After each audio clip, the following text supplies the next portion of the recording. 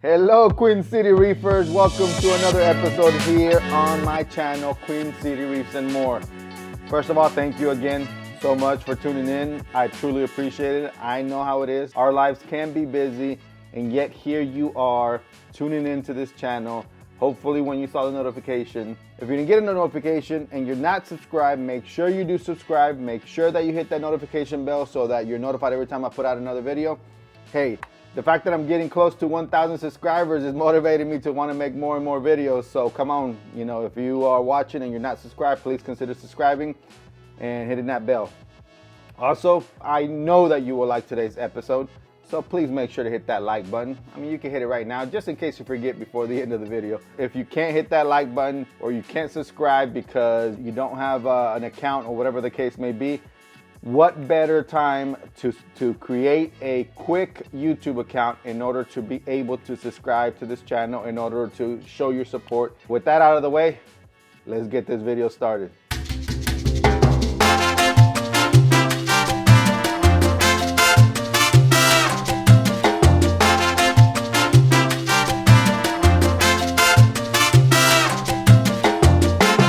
I've been talking to some of the subscribers. I've been talking to them through the Queen City Reefs group on Facebook, and honestly, I'm thinking of doing something that I've seen others do, and that's create a Patreon account. If you're watching up to this point and you heard this part, I mean, I don't know, what do you think? I don't know how I would set it up. I definitely would probably set it up to where there's a very small membership fee, and I'm willing to make videos at request. I'm not sure. It's an idea I'm throwing around right now. Definitely came across because I'm literally in contact with about 3 people that I'm constantly, on almost a daily basis, talking to them over the phone and what I recommend, what the issues are, so on and so forth. And I know that there's Prestige Reef or something like that does that over in the UK. And so it definitely is a thought, because then the most recent one, and I'm sure if you're watching, hey, how's it going? He definitely looks to be looking for a specific mentor, and I truly do believe, something that BRS always says is, you have that one person that you're seeing be successful, and take up after that one person versus trying to get all these different advices from all these different places, and so on and so forth. So I don't know, just a thought. I don't know. It definitely would be one of the best ways to support this channel. The simplest way, of course, is you subscribing. And I'm also actually thinking of doing something else, but more on that later, because what I'm thinking yet, I don't know if I'm ready to announce it yet. I'm still thinking through the process, working with some people on how I would make this happen. But I don't want to say anything yet because it's not set in stone, and I don't want to spark any, excitement, or, I don't know how people would feel about it. But either way, all right, I'm done. Let's get to the video. So today's video, as you can see, I looked for a spot here in my office to be able to place the camera in order to be able to talk to you with what we're talking about today. That is the Peninsula 650 in the back right here. This is the Red Sea Reefer 650 Peninsula that I've had up and running for a good 1.5 years, maybe more. I'm bad with time. We did actually just cover an update on why the tank looks as empty as it does right now in the background. If you haven't caught that video, make sure to go catch it. It is one of, I want to say 2 previous videos ago, and so it's not too far out. You can catch it, see what's going on, see what's happened. Today's video is more on the filtration system. I have made a big update down there, and I wanted to share it with you. I wanted to share my thoughts. I wanted to share so far how I feel of making this change, where I kind of messed up, and what I should have and shouldn't have done. So here you have it. This here is the Red Sea ReefMat. I know there's been plenty of videos that have been made about this filter, and so I'm not here. As you can see, this time I did not do an unboxing. I went ahead and showed you it already set up. I'm sure there's plenty of those videos, and honestly, there are very good videos out there, which is what I use in order to be able to get me to put this together. But it wasn't that hard, to be honest. Once you put it together after following some video, I realized that it wasn't as tough as I was thinking it was going to be.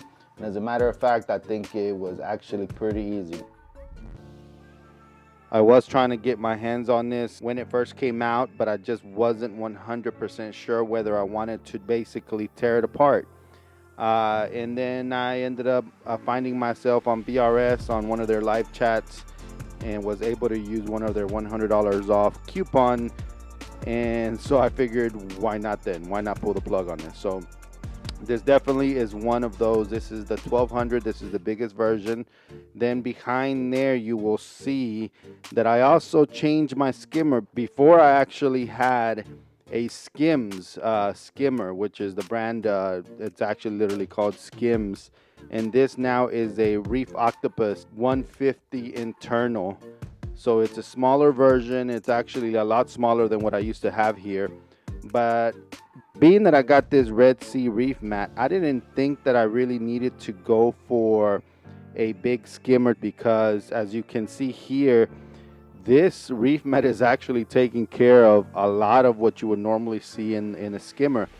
And I will actually show you here.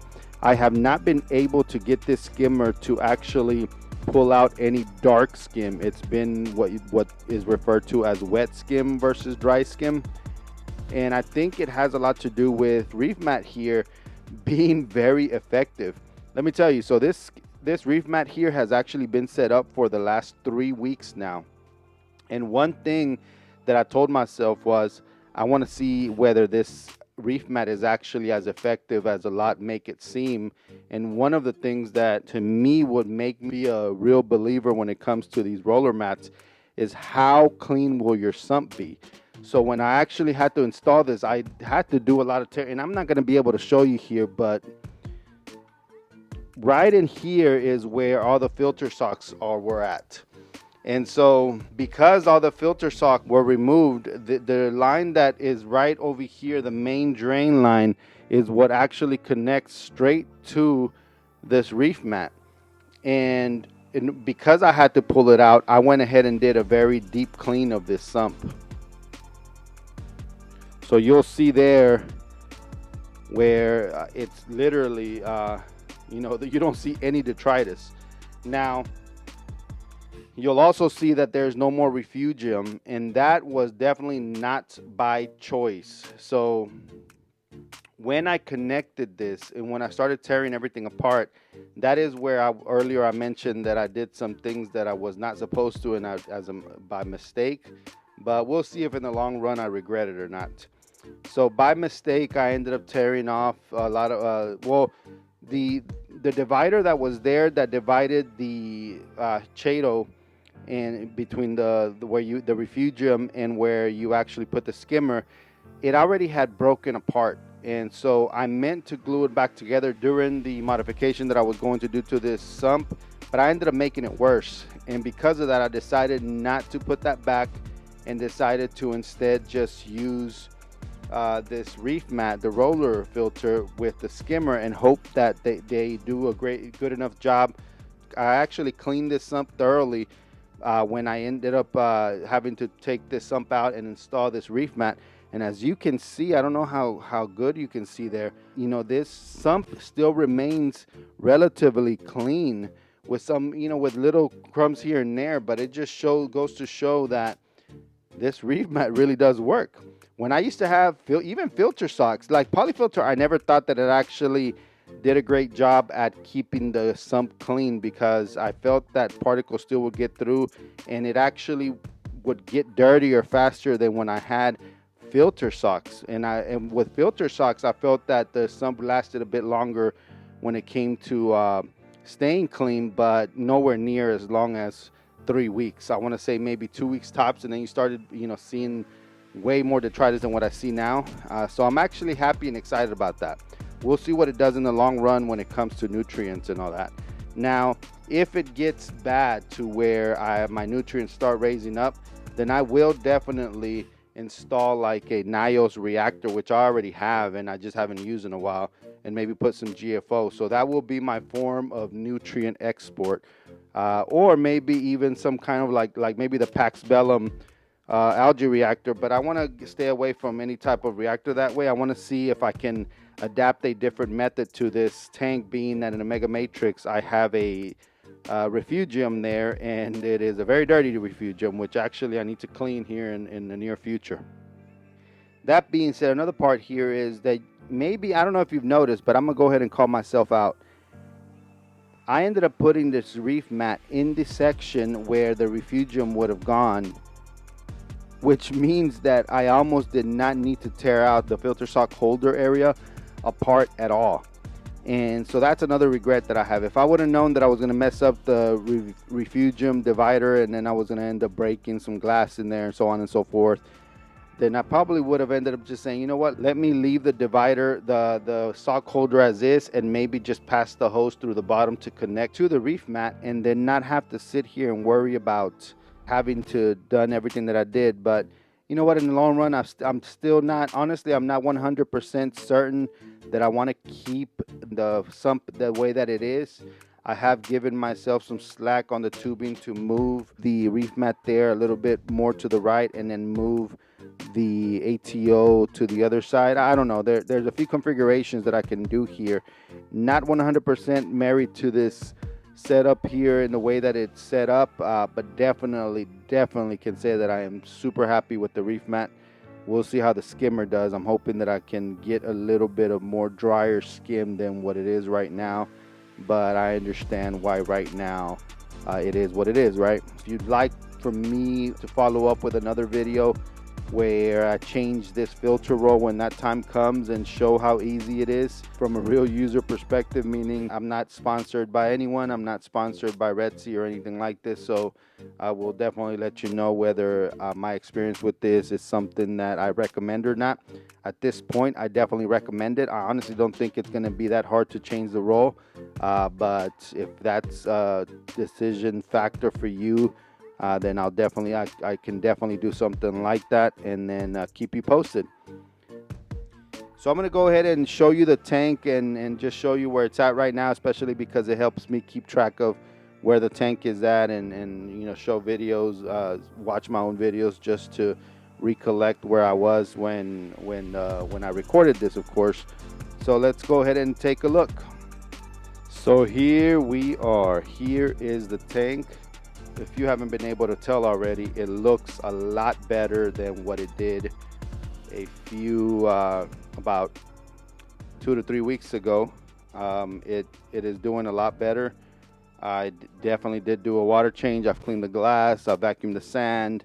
You know, I've tried to keep up with it. I do see a few Aptasia, I want to say maybe half a dozen or more, that are starting to pop up again. And so I had a Klein's butterfly in here, but I know that I can't have that butterfly when I put corals, so I moved it out, and so now I started seeing some Aptasia pop up. So I still haven't actually decided whether I want to move the tank yet, but my decision is really leaning towards doing so, and I would move it to the far right where you see that that little bench there, and I would end up moving it to that area so that I can have this space on this left side here available and open. Right in the middle would be open as well for a bigger desk. That's really one of my main goals, is to be able to fit a larger desk that would be my workspace for work, of course, my studio space for creating content, and also my testing space, so that I can, you know, use that desk, larger desk, to be able to keep things on it and test my tanks and so on and so forth. So as you can see, I mean, it looks very clean. I'm not ready to put corals yet, because I definitely have to make up my mind on whether I'm going to move it or not. That way, if I do, then there's not a lot here to move out or to have to rearrange or whatever the case may be in order to be able to move this tank. One of the main things will be to have to empty it out, of course. So I'm not gonna make that decision on putting corals yet until I have made up my mind of whether I'm gonna move the tank or not. I have reached out to one LFS, and I might end up reaching out to another one or two to see if I can get a quote on getting this tank moved over to the wall. It's only literally like 4 feet, but the work really will come on emptying it and possibly removing the rock out of there in order to then be able to move it.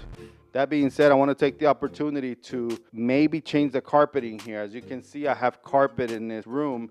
The rest of the house is literally wood floors. And so I want to take that opportunity when this tank is being moved to have a flooring company come and install wood floors, or probably some different type of material, because of I don't want to ruin the wood floors from saltwater. So that definitely is another thought. A lot of planning ahead for this tank to see. Most likely I will end up moving it, but I have to plan it right, because I also have to think about how much harder it will be to clean that back glass, because this here will become the back of the tank. And so then I'll have to think about how it's going to be a lot harder to actually scrape it. And so, yeah, again, a lot of thought. That is it, ladies and gentlemen. Thank you again so much for tuning in to watch this episode, and I definitely appreciate it. If you're not subscribed, please consider subscribing. Hit that like button if you haven't hit it yet, and leave me a comment below if you have any comments, questions, or concerns. Until then, we will talk on the next one.